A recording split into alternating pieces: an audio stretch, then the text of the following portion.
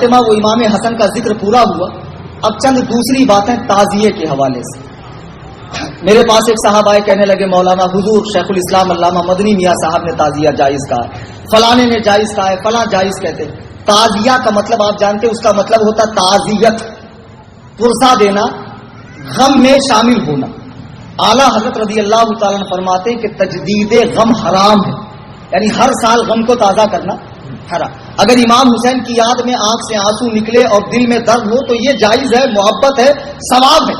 لیکن سینہ پیٹنا, کپڑے نوچنا, بال نوچنا, تلوار سے, چھری سے, چاقو سے اپنے آپ کو زخمی کرنا, یہ سب ناجائز و حرام اور جہالت کے کام ہے. اسلام میں کسی بھی میت کا غم, کسی بھی دنیا سے جانے والے کا غم 3 دن سے زیادہ منانا جائز نہیں ہے. البتہ عورت اپنے شوہر کا غم 4 مہینہ 10 دن منا سکتی ہے. سرکار امام علی مقام کی مظلومانہ شہادت کو یاد کر کے آپ آنسو بہا سکتے ہیں, اصالہ ثواب کر سکتے ہیں. لیکن یہ جو تعزیہ بنانے کی بری بدعت ہے, اس کو مختار ثقفی نے شروع کیا تھا, جس نے بعد میں نبی ہونے کا دعویٰ کیا, اور ہندوستان میں اس کو تیمور لنگ لے کر آیا اس بری بدعت کو, اور پورے ہندوستان میں یہ بدعت ہو گئی کہ 10ویں محرم الحرام کو اپنے ہی ہاتھوں سے بنایا ہوا وہ لکڑی کا وہ خوبصورت پنیوں اور پلاسٹک کا ایک تیار کر لیتے, مینارہ وغیرہ, گنبد وغیرہ, اور اس کو لے کر چلتے ہیں. پھر کوئی اس میں دھاگا باندھ رہا ہے, کوئی اس کے آگے گر پڑ رہا ہے, کوئی اس پہ نذرانے پیش کر رہا ہے, کوئی اس کو پھول ہار چڑھا رہا ہے, اندر نقلی قبریں بنائی جا رہی, کوئی فاتحہ پڑھ رہا ہے, کوئی سمجھ رہا ہے اس میں امام حسین ہے. یہ سب ناجائز و حرام اور سخت حرام ہے. اعلیٰ حضرت رضی اللہ تعالیٰ فرماتے ہیں کہ اتنا جیسے غیر جاندار کی تصویر کسی گارڈن کی یا آسمان زمین کی یا کسی مزار کی بنا سکتے ہیں, ایسے ہی امام حسین کے روزے کی نقل بنا کر گھر میں رکھ لو, یہ جائز ہے. لیکن یہ جو مروجہ تعزیہ داری ہے, جسے بنا کر گلی کوچوں میں گھمایا جاتا ہے, ڈھول تاشے بجائے جاتے ہیں, چڑھائے جاتے ہیں, منتیں مانگی جاتی ہے, اسے بلاؤں کو ٹالنے والا سمجھا جاتا ہے, یہ سب بت پرستی سے مشابہ ہے. کیا یہی کام کفار نہیں کرتے؟ وہ اپنے ہی ہاتھ سے کریٹ کر کے 10 دن اس کی خوب خدمت کر کے 11ویں دن اسے لات مار کے گراتے ہیں جب وہ جاتا نہیں ہے پانی کے اندر. یہی حال تمہارا بھی تو ہے. تم نے کیا تماشا بنا کر رکھا ہے دین کا؟ ان تعزیوں کا دین سے کیا لینا دینا ہے؟ پھر بھائی لوگ کہتے ہیں مولانا حضرت وارث پاک نے تعزیہ دیکھا ہے. بھیا کون سی کتاب میں لکھا ہے؟ لال کتاب میں لکھا ہے. کوئی لال کتاب میں لکھا ہو تو الگ بات ہے, اگر کوئی مستند کتاب میں ہے تو قیامت کے لیے اٹھا رکھا ہے, لا کر دکھا دو نا یار. میں بھی دلہا کھیلتا ہوں 10ویں محرم کو, پھر میرے بھی آنگ میں آئے گا. کیوں انتظار کر رہے ہو بھائی؟ وارث پاک کو بدنام مت کرو.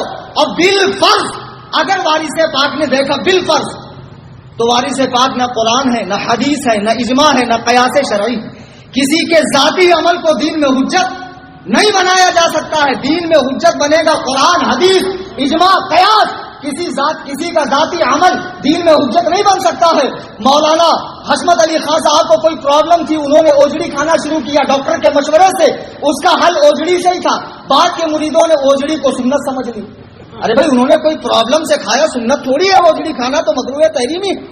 لیکن کیا سمجھایا جائے؟ تعزیہ داری ایک بری رسم ہے, اتنی بری رسم, اتنی قبیح رسم جو امام حسین کے مقصد پہ پانی پھیرتی ہے. امام حسین کے مقصد پہ, ان کی قربانی پر پانی پھیرتی ہے. مجھے بتاؤ تو سیدہ کے لال نے 3 دن تک بھوکے پیاسے رہ کر اپنا پورا گھر بار کیوں لٹایا؟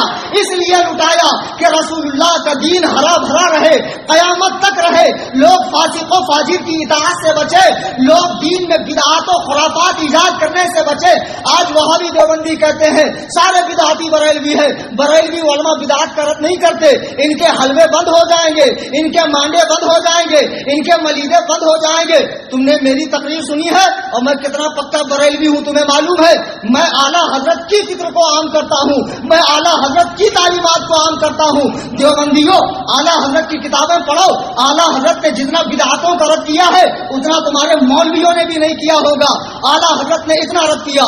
اعلیٰ حضرت سے پہلے حضرت شاہ عبدالعزیز محدث دہلوی رضی اللہ تعالیٰ فتاوی عزیزیہ جلد 1 صفحہ 75 پہ لکھتے ہیں, فرماتے ہیں تعزیہ داری کرنے والے گمراہ ہیں, بد مذہبوں کا کام.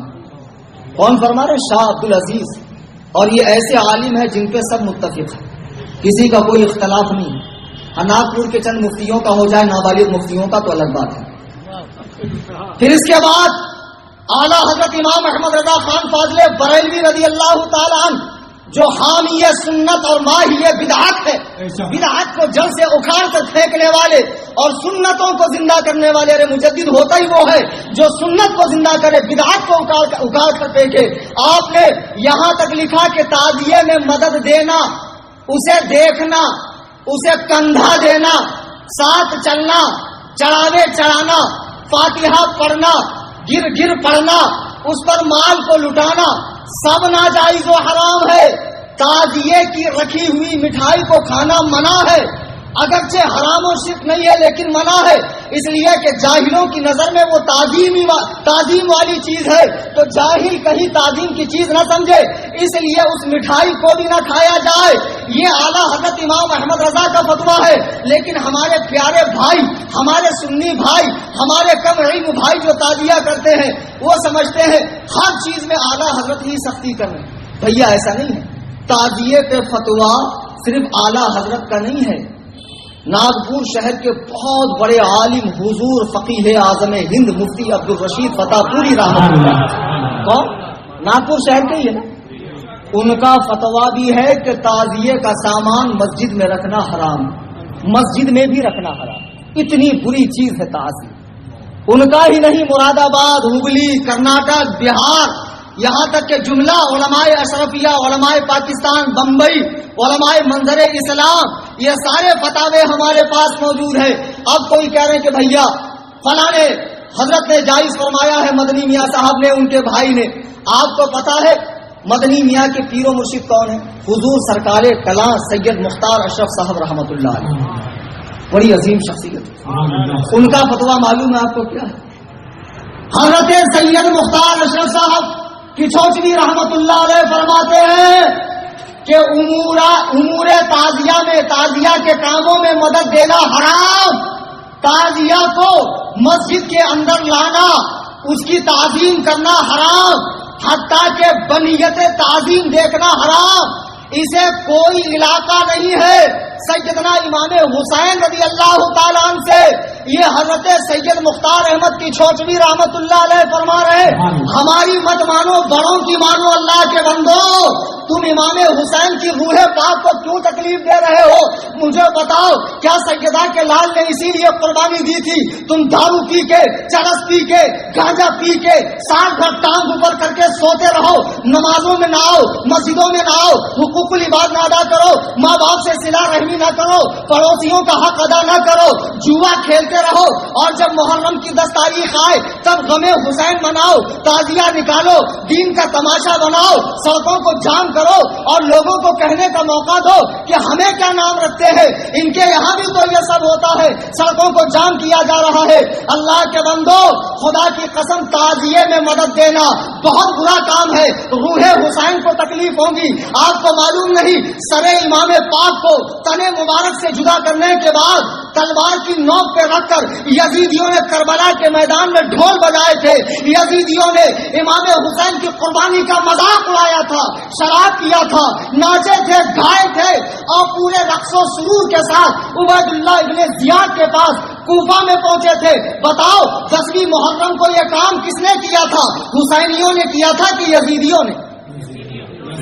آپ کہتے ہو غم مناتے ہو، یہ کیسا غم منانا ہے؟ کسی کی شہادت پر ڈھول بجانا یہ غم منانا ہے؟ تمہارا باپ مر جائے، تمہاری ماں مر جائے، تیرا بیٹا مر جائے، پھر بلا، ہجڑوں کو بلوا کے نچوا، ناچنے والیوں کو بلوا، ڈھول بجا اور بڑے دھوم دھام سے اپنے گھر والے کی میت نکال، پھر میں تجھے مانوں گا کہ واقعی غم ایسے منایا جاتا ہے۔ کہیں گے مولانا نہیں نہیں، ایسے غم نہیں منایا جاتا ہے، پھر رسول کریم کے نوازے کا غم ایسے کیوں مناتے ہو؟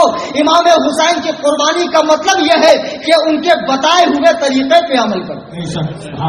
امام حسین کی قربانی کا مطلب یہ نہیں ہے یہ سواری نکال کے، علم نکال کے، پنجے نکال کے، دلدل نکال کے، یہ تازیے نکال کے، یہ حال آنا، یہ وجد آنا، یہ قوالی آنا، یہ پنجے، یہ سب کیا ہے؟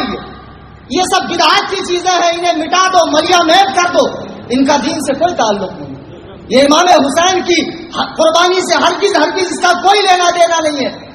اور اگر کسی کو برا لگے، بھائی سب کو اچھا لگے ایسا بیان تو میں کبھی کروں گا ہی نہیں۔ کسی نہ کسی کو تو برا لگا ہی ہو، کسی نہ کسی کے چہرے پہ تو 12 بجے ہی ہوں گا. یہ الگ بات ہے کہ دور کے لوگ مجھے نظر نہیں آ رہے.